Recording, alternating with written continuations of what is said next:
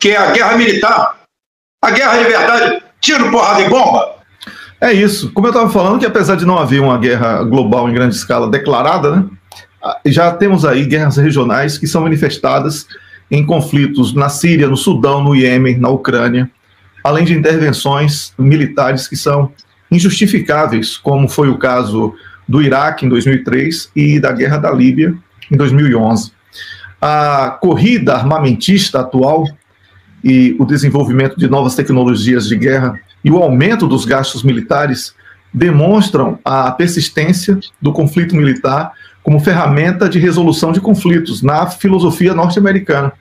Mas a presença dos Estados Unidos como potência militar dominante, ela está completamente ameaçada, porque o crescimento da China e a proliferação de armas nucleares contribuem para um novo desenho global, evitando que países e povos percam as suas soberanias apenas por uma decisão monocrática dos Estados Unidos da América.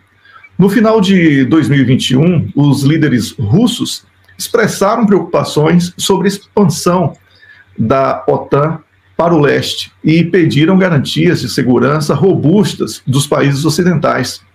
A Rússia fez essas declarações para inibir os objetivos expansionistas da OTAN e foi forçada a iniciar o conflito na Ucrânia, né, forçando também ali a OTAN a revelar os verdadeiros objetivos de enfraquecimento da Rússia. E não demorou, essa russofobia começou a ser declarada e chegaram mesmo a pedir a deposição de Putin do poder, a divisão da Rússia em 17 estados frágeis e tudo mais que conhecemos aí ao longo desses pouco mais de 2 anos dessa guerra. Então as questões de segurança, elas passaram a produzir uma escalada ininterrupta. Putin emitiu recados claros de que recorreria às armas nucleares em resposta à possível adesão da Ucrânia à OTAN, usando seu poder de dissuadir o envolvimento externo na guerra iminente travada pela OTAN, usando a Ucrânia como testa de ferro e desafiando a Rússia. A OTAN continua na escalada de guerra. Os exercícios militares russos, como o Zapad 2021, realizado em parceria com a Bielorrússia, emitiram também sinais claros de que Putin não estava de brincadeira. Ele estava deixando claro que os riscos da OTAN de transformar aquelas provocações contra a Rússia numa escalada de guerra era real. A Rússia usa a sua evidente superioridade nuclear como uma profilaxia contra uma guerra direta contra a OTAN. O início da guerra na Ucrânia evidenciou o risco de escalada. De um lado, um Ocidente covarde que se utiliza da Ucrânia para justificar a sua presença tímida na guerra. Do outro lado, uma Rússia decidida a reforçar suas capacidades dissuasoras e dando sinais claros de que irá usá-las se for preciso. Nesse sentido, as ameaças nucleares da Rússia também evitaram um apoio ocidental decisivo à Ucrânia, com as armas nucleares desacelerando a resposta ocidental à operação especial da Rússia. A Rússia aumentou sua preparação nuclear operacional e modernizou suas capacidades nucleares. Hoje possui tecnologia superior da NATO. A Rússia sozinha. Mas nunca esqueça que se tiver uma guerra total contra a Rússia da OTAN, a China, o Irã e outros países irão lutar ao lado da Rússia. Então, o envio de armas e a recente autorização à Ucrânia para o uso contra a Rússia no seu território serve apenas para criar maiores riscos de escalada. A Rússia tem focado nas armas nucleares táticas e envolvido a Bielorrússia, aumentando os riscos de uma escalada na guerra na Ucrânia. O país mudou sua postura nuclear por não confiar mais nos ocidentais. Os aliados ocidentais devem repensar as suas respostas para mitigar os riscos de uma escalada nuclear, competindo com a Rússia na assunção de riscos sem desencadear uma resposta massiva. Estamos aí muito próximos de uma escalada nuclear.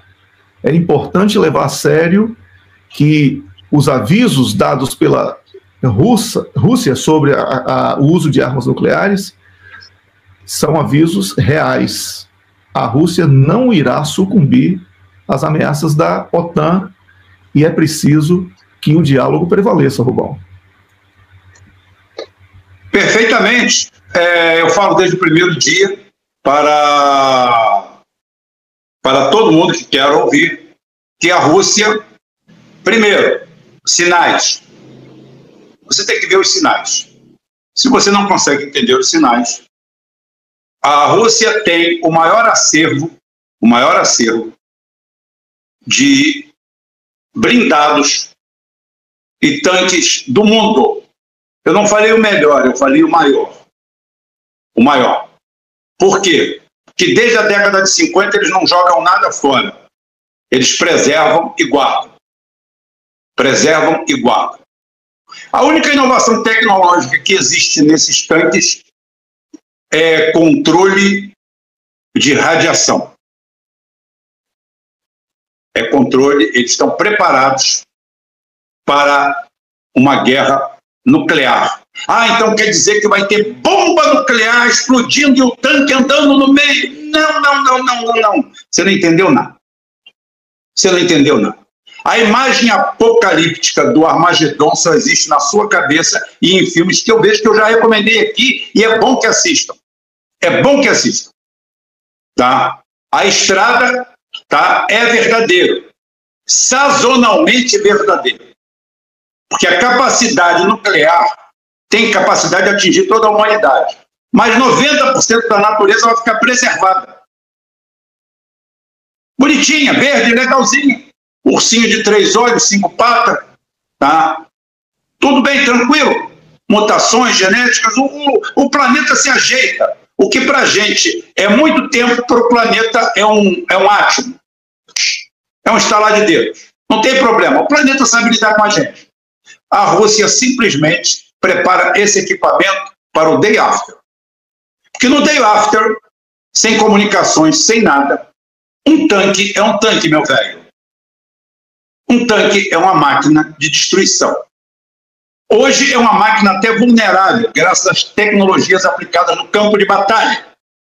Mas no day after, sem sistema de navegação, sem apoio nenhum, sem nada, contra hordas de soldados totalmente desorientados, um T-34 da Segunda Guerra Mundial é uma máquina genocida. Por isso, a Rússia se prepara e mostra para todo mundo: não vou à guerra com ninguém. Não pense em você que a guerrinha tem louco sonhador igual o Stoltenberg, que nunca saiu de uma sala com ar condicionado, tá? Nunca na vida. Decide a vida de milhões e quanto ele vai roubar no mês seguinte, sentado ali, esse da pior espécie. Ele está achando, ele acredita que vai ter uma guerra de anos com a Rússia, que vai ser o cenário de 1984, que vão ter guerras eternas, que a Rússia, com 145 milhões de habitantes, recursos limitados, e contra 30, 40, 50 países, vai ficar dando uma de mocinho. Aquele filme que você vê no final de domingo, em que o mocinho, tá, com um fuzil na mão, pega o vilão, joga o fuzil fora e tampa na porrada com ele.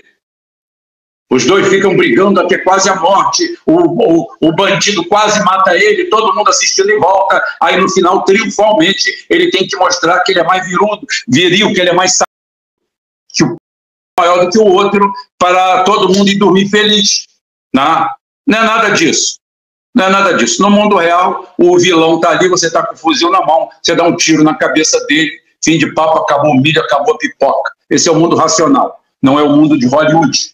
Tá? Então você tem que se preparar para isso.